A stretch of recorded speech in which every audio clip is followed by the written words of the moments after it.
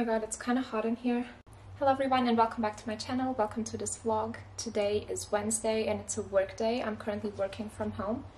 And today is also a sprint planning day. So it's a bit busy because I need to finish up some code that I'm working on while also attending the sprint planning meetings. So we usually have a sprint retro in the morning and then we have the sprint planning in the afternoon. So overall, I think it's like somewhere between 2 and 4 hours that the entire sprint planning takes. But yeah, I thought I would vlog today. I'm quite enjoying it now because I get to code quite a lot, and for the past few weeks I wasn't coding that much because I was more doing design docs, looking into things, looking into business requirements, and well, that's a big part of software development as well. But I'm just happy that now I get to do some hands-on stuff again. It's a beautiful day today, the sun is shining, but this morning it was actually quite cloudy, so I feel like the weather is very temperamental today. The other day I also found this paper which was about getting into the zone and what's the difference between being in the zone and being in the flow, which I had no idea about. So I thought I could talk a bit about that with you guys today. Being still and things are well. What facts belong, it's hard to say. Your pattern is so hard to tell. But we're together, that's our game. Round and round. So I just had 2 calls. I had a call for Sprint Retro and then I had a call with a senior engineer from my org. I'm working on this new service, so I was walking my colleague through the code that I was writing and kind of gathering his feedback, and he suggested a few improvements and some refactoring. So now I'm going to try to quickly implement the feedback and then probably break for lunch because then I have sprint planning in the afternoon. And that's going to be another hour and a half, and I think I have a team meeting later on as well, so I have quite a busy afternoon today.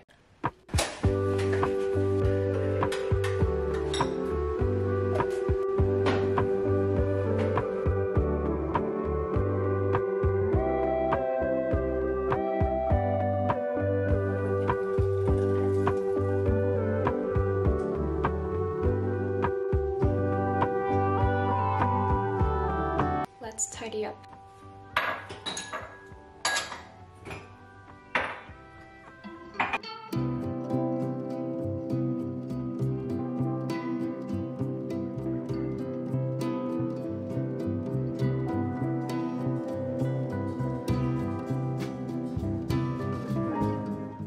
I'm done with work.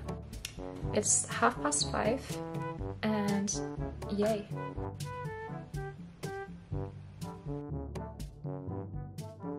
It's starting to get dark outside.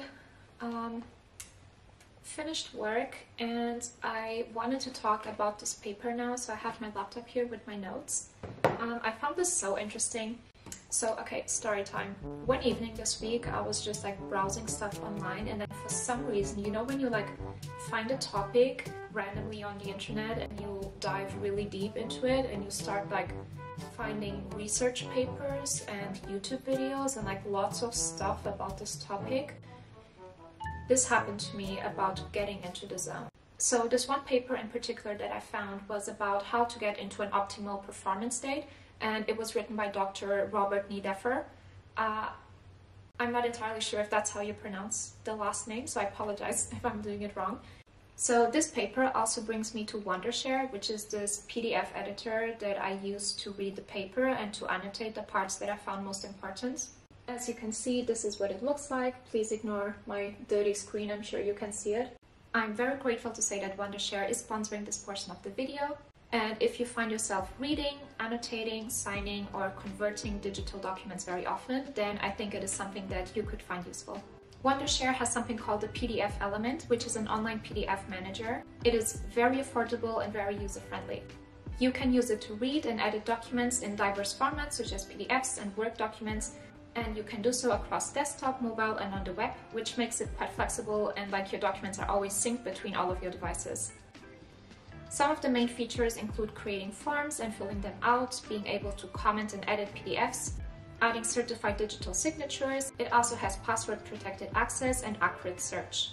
I personally use it to annotate and highlight things in a paper that I'm going to discuss with you next. And I think this would have been quite useful when I was doing my master thesis, because I was obviously reading a lot of papers back then, and this just kind of makes it easy to annotate and to keep all of your notes and highlights in one place. If this sounds interesting to you, make sure to check them out. I will leave a link in the description. And now let's learn about getting into the flow. So I think we all know what it's like to be in the zone. It's this state where you're just so focused on your work or your task that you don't even notice time passing, and you're making a lot of progress, and things just kind of come easily to you, like all the solutions and all the ideas. Obviously, everyone loves being in this state because it's where we are at our most productive, but it is strangely quite hard to get into this state sometimes. So one thing I learned in the paper is that there's the mental optimal performance state, and that is called being in the flow. And then there's the physical optimal performance state, and this is called being in the zone. And this is something that professional athletes seek out. So despite them being a bit different, the fundamental idea behind them is the same, and that is that they require an automatic processing of information as opposed to controlled or conscious attention. And the reason for this was quite interesting. According to the paper, automatic processing is parallel in nature, whereas conscious attention is not. So automatic processing is much faster, and we see this when we're driving or when we're riding a bike, assuming that you know how to do these things. You don't need to think about the actions that you're doing. You don't need to think about shifting gears or turning or any of that. So these things just come naturally to you and you don't need to think about them. It makes you feel like you're in control of things without having to consciously think about them. So the main question is then, how do we get into this optimal state? So according to the author of the paper, it is really through hard work and learning and practicing for the most part. And the reason behind it is that we need to feel confidence in what we're doing. When we have self-confidence to execute a certain type of work, even if we don't know the answer straight away, we have a belief that we have what it takes to execute it and to be successful. Because this is in a way correlated to concentration. When we lack confidence, our mind starts to drift towards problems and what could go wrong instead of focusing on the solutions. And this can cause all types of chemical reactions in our body, for example, muscle tension, and this causes us stress, and in the end it distracts us.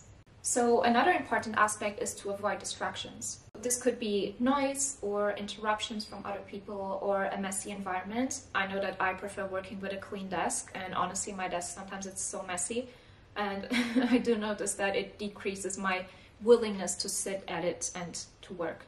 However, there can also be other types of distractions. So for example, not knowing how to solve a problem in our work stream. I found this quite interesting because as software engineers, like a big part of our job is to Google things and to check how other people have done certain things in the past. So according to what the paper says, this means that if we have to Google something, this is an interruption, which means that it will be hard for us to be in the flow. But I actually don't see it that way, because I think Googling in itself is intrinsically part of programming. So if you're a good programmer, you inevitably become good at Googling things and finding answers online. So in the end, I think it just becomes part of your workflow, and it's not really an interruption, like it's just part of the work. The last topic that the author mentions in the paper is motivation. When we are creating something or building something or performing a service, sometimes we are more worried about what other people will think of it than about the work itself. So we feel performance anxiety in a way. So we spend our mental power trying to anticipate the response of other people towards what we are doing, instead of focusing this mental capacity on the task itself. And this gets us out of the flow, because in the end we become more concerned of how others will perceive our efforts than we are about the products that we are creating. And I think this is why it is very important to like what you do, because in the end you should feel reward for what you're doing based on the act itself and not be rewarded for it by others. Of course, everyone wants to get paid, like don't get me wrong, but I think you get the idea. In summary, according to Dr. Robert, getting into the flow and staying in it comes down to practice, preparation, self-confidence, avoiding distractions, and being intrinsically motivated by the task that we're doing. And that's it. That was my Thursday night last week. I spent 2 hours reading this paper, so I hope you enjoyed my thoughts on it. Now let's go and take a shower.